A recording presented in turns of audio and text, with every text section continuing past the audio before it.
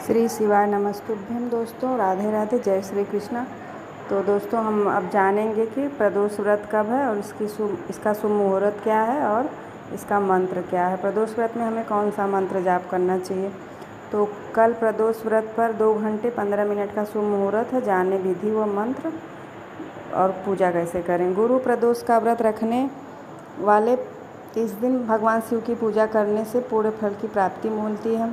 हिंदू पंचांग के अनुसार इस साल का व्रत 10 अप्रैल गुरुवार को रखा जाएगा।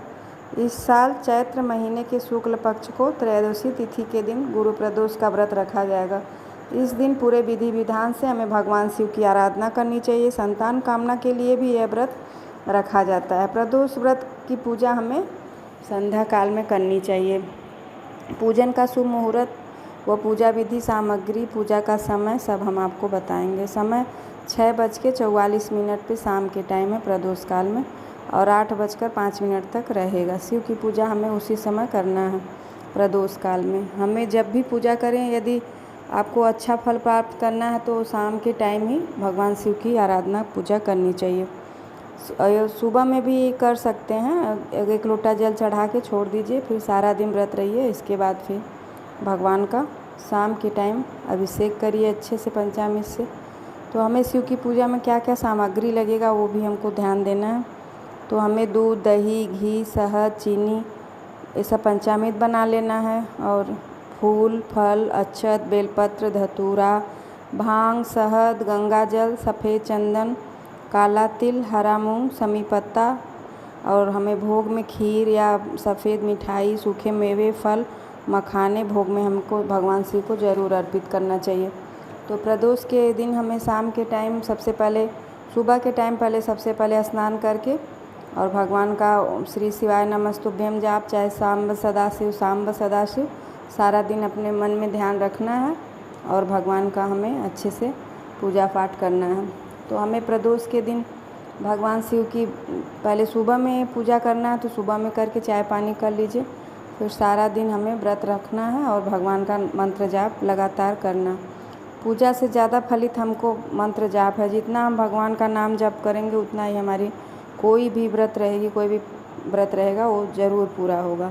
तो संतान प्राप्ति के लिए भी हमें यह प्रदोष का व्रत, बहुत लोगों को ये रहता है कि संतान नहीं जल्दी होता, तो उसके लिए भी ये बहुत फलदायी होता है। तो चैत्र मास का जो ये प्रदोष व्रत है, हमें इसकी पूजा विधि विधान से करनी है। सबसे पहले ज़रूरी गंगा जल होता है और गंगा जल से स्नान कराएं और इसके बाद पंचामृत से स्नान कराएं। हो सके तो यदि ईख का रस मिल जाए तो सबसे बढ़िया है। यदि नहीं मिल रहा है तो गुड़ को पानी में गला के उससे भी भगवान का अभिषेक करिए। आपको देखिएगा कुछ दिन बाद आपको अच्छा रिजल्ट मिलेगा इससे। और भगवान को पीला फूल, आकड़े की माला, नीलकंठ फूल, ये सब फूल भगवान को बहुत ज़्यादा प्रिय है। इसलिए हमें उसी सब चीज़ों का ध्यान देते हुए भगवान शिव की पूजा करनी चाहिए। भगवान शिव की पूजा करने से हर एक कष्ट मिटता है।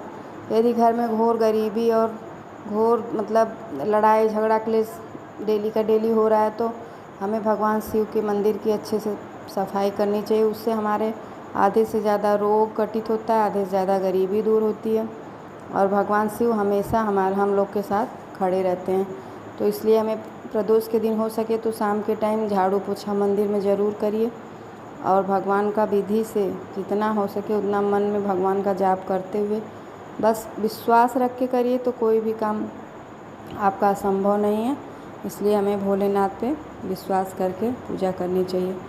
इसमें सबसे ज़्यादा ज़रूरी बेलपत्र होता है, तो हमें उस दिन 5 बेलपत्र भगवान शिव के शिवलिंग पे अर्पित करना है। 1 गणेश जी पे, 1 कार्तिकेय महाराज पे, 1 अशोक सुंदरी पे और 1 माता रानी का हस्तकमल जो है और 5वां जो भगवान के शिवलिंग पे। अब मिल जाए तो नंदी महाराज पे भी बेलपत्र चढ़ाइए, उनके जो उठा हुआ पैर रहता है उस जगह पे रखिए, तो आपकी हर एक मनोकामनाएं पूर्ण होगी। तो विधि विधान से हमें भगवान शिव की पूजन करनी चाहिए। इसमें हमको यदि हो सके तो शाम के टाइम ही पूजा करनी चाहिए। यदि बहुत ज़्यादा दिक्कत परेशानी गरीबी झेल रहे हैं तो बेलपत्र में जल दें। जय श्री कृष्ण। जय